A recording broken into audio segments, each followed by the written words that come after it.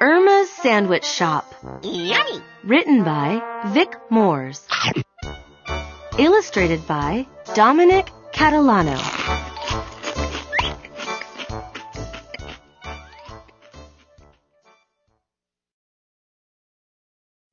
Irma opens a shop. We all like a good sandwich, and we all have our favorite. Maybe it's peanut butter and jam, or maybe it's ham and cheese with pickles and mustard. But not Irma.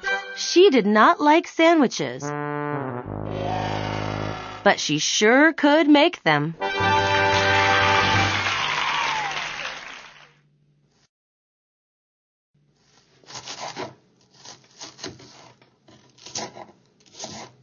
In fact, Irma loved to make sandwiches. She loved it more than anything else. Irma made lots of sandwiches, and she never heard of one she couldn't make. So no one was surprised when Irma opened a sandwich shop.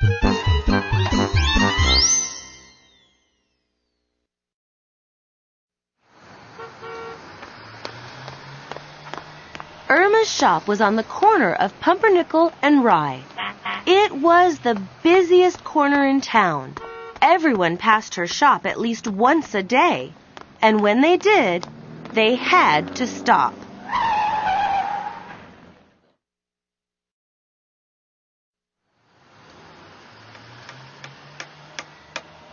Irma nailed a large sign to the front of her shop. It read, "Irma's Tasty Sandwich Shop. You name it, and I make it."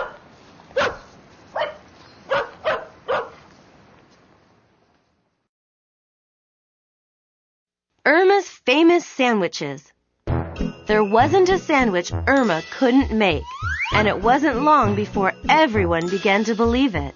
If you named a sandwich, Irma would make it. If she didn't have the ingredients, it never took her long to get them.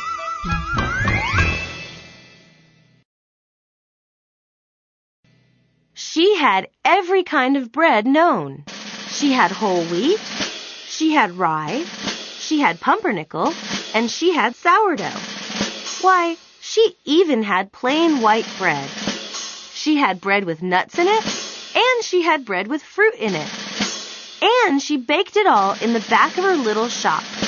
If Irma didn't have the bread you wanted, she would bake it.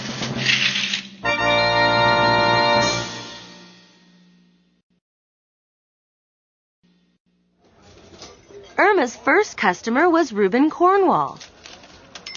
He wanted corned beef with Swiss cheese and sauerkraut, and he wanted it on rye bread. Irma called the sandwich a Reuben. It was a big hit at the shop. She sold more Reubens than any other sandwich.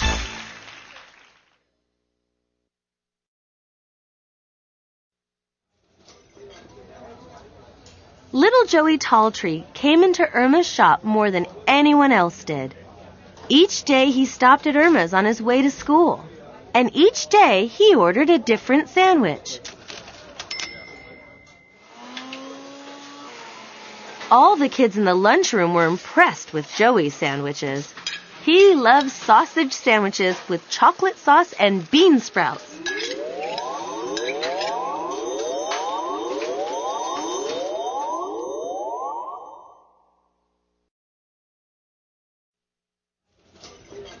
But his most impressive sandwich was one stacked high with 10 different kinds of meat.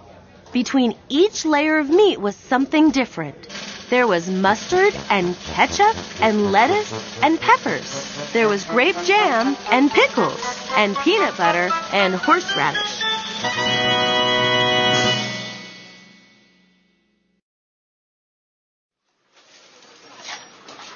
Most people got a stomachache just watching Joey eat his amazing sandwich. But not Joey. He would just let out a big burp as he finished. Then he would smile and wipe off his face.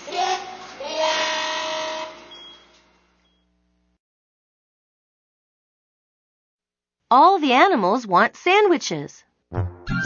Irma became a very famous sandwich maker. Before long, every living creature was stopping by Irma's shop. Each one ordered his or her favorite sandwich.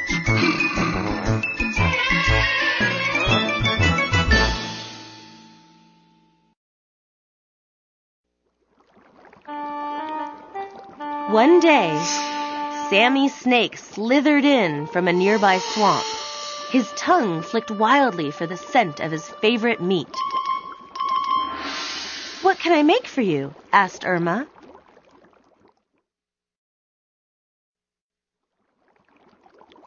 Sammy thought for a minute. Then he replied, "I'll have a rat and lizard sandwich with bug relish."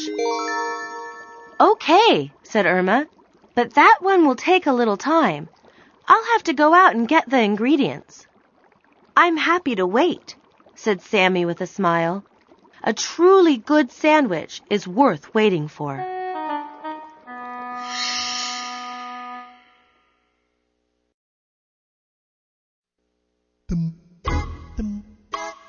An hour later, Irma was back. She had a basket full of rats and lizards and bugs.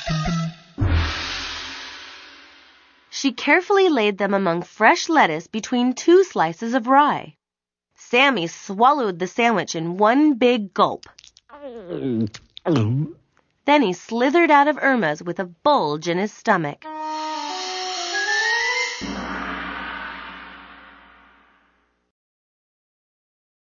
The next day, Val the vulture swooped into Irma's shop. Val sat on the counter and waited patiently for service. Soon Irma came out of the kitchen to take Val's order. "What can I make for you?" asked Irma.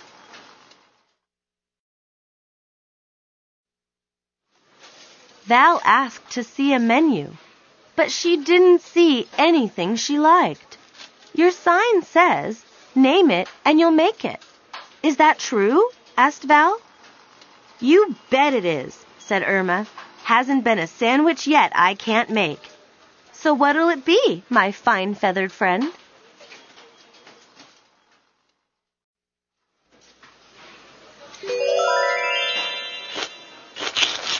"How about some fresh dead opossum? Then add some squashed crow and rancid mouse with honey mustard," said Val. Irma just smiled and said, "Coming right up."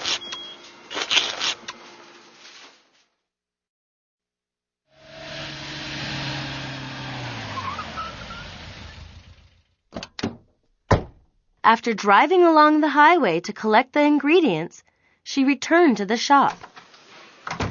She quickly made Val's sandwich. Val ripped it apart and ate it in a flash. "Great sandwich, Irma," Val said as she flapped out the door. "I'll be back for another in a couple of days."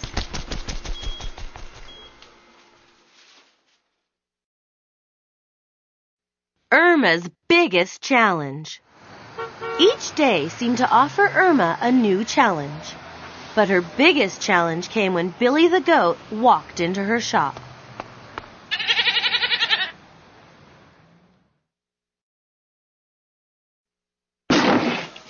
"Welcome, Billy," said Irma as he rammed the door open with his horns.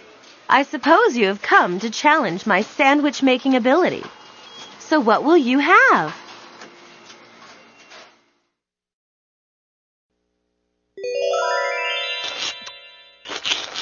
Billy began to rattle off a list of ingredients.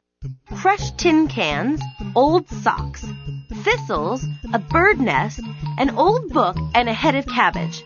Some pickled peppers and some minced cheese mold. A dash of salt and a cup of hot salsa. "Is that all?" asked Irma. "Yep," said Billy. "But I wouldn't mind if you would toast the old socks."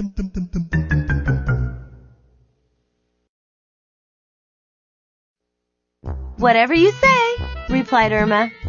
"Do you want anything to wash it down with?" "Yeah. Give me a mug of dishwater," said Billy.